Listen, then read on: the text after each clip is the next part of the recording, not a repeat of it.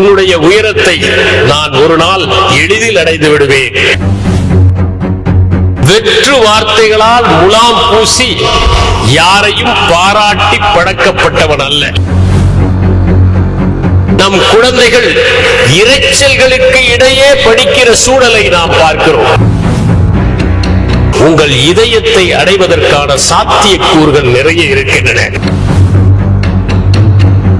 ஒரு நிமிடம் தாமதமாக சென்றால் வாழ்க்கையின் அரிய வாய்ப்பை,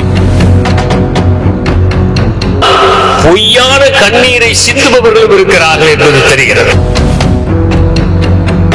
ஒரு பானை நிறைய நான் சர்க்கரை பொங்கல் செய்து விட்டேன், அதில் எறும்பு ஏறாமல் இருக்க என்ன செய்வது?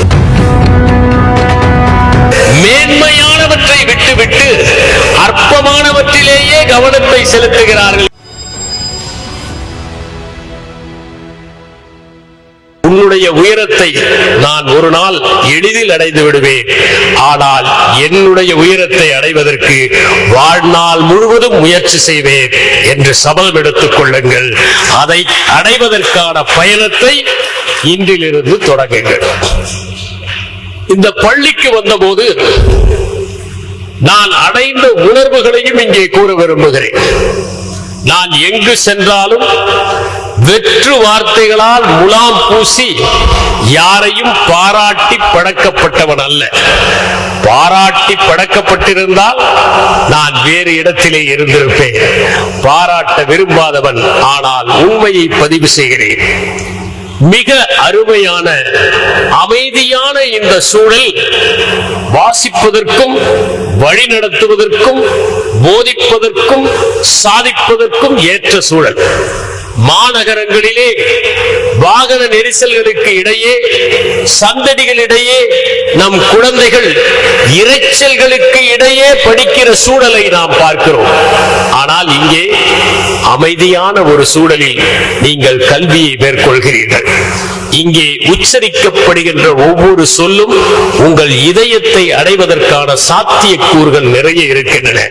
இந்த எழிலான சூழல் நீங்கள் வாழ்க்கையில் எந்த நிலையை அடைந்தாலும் எப்போதும் உங்கள் மனத்திற்குள் ரீங்காரம் இடும் என்பதை நினைவில் வைத்துக் கொண்டு இங்கே கழிக்கின்ற ஒவ்வொரு நாளையும் ஒரு நாள் கழிந்து விட்டது என்று நிம்மதி பெருமூச்சு விடாமல் ஒரு நாள் கழிந்து விட்டதே என்று வருத்தப்படுகின்ற சூழலில் உங்கள் கல்வியையும் மனநிலையும் அமைத்துக் கொள்ளுங்கள் என்பதுதான் நான் உங்களுக்கு கூறுகிற ஆலோசனை.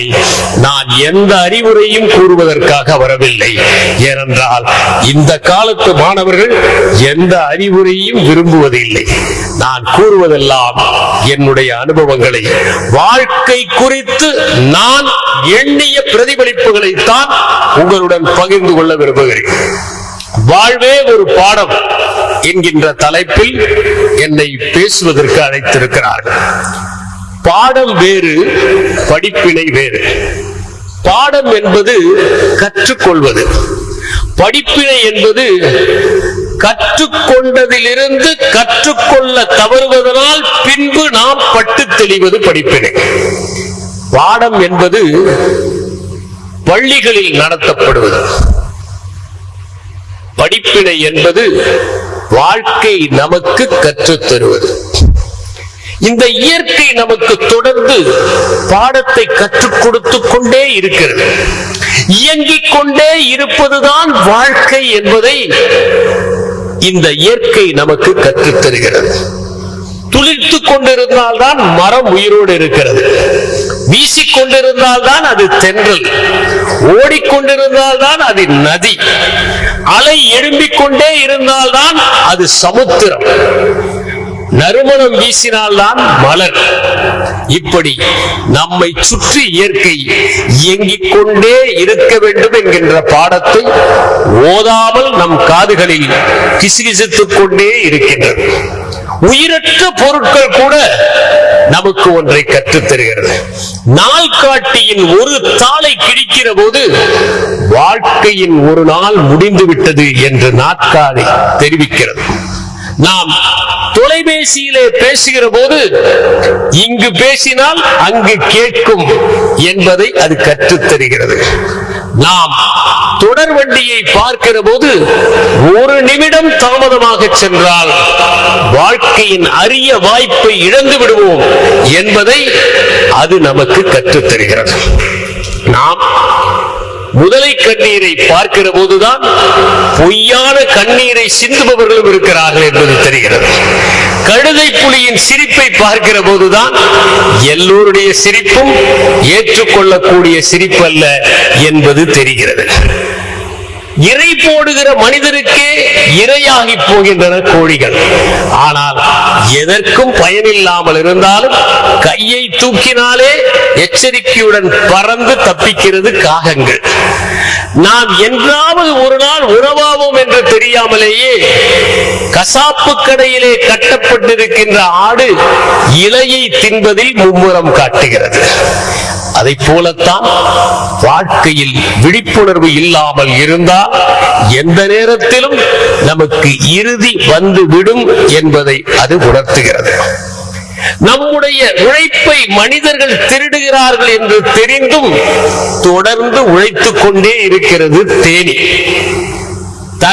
தன்னையே வெட்டுவார்கள் என்று தெரிந்தாலும் கோடரிக்கு காம்பு தருகிறது மரம். மென்றாலும் சுவை தருகிறது கற்கண்டு, கடித்தாலும் இனிப்பு தருகிறது கரும்பு, தேய்த்தாலும் மனம் தருகிறது சந்தனம், கசக்கினாலும் நறுமணம் தருகிறது பூ. இப்படி கல்லடித்தாலும் கனி தருகிறது மரம். இவையெல்லாம் நமக்கு பொறுமையை, உலகம் நம்மை ஏசினாலும் நன்மையே செய்ய வேண்டும் என்று கற்றுக் கொடுத்துக் கொண்டே இருக்கின்றன.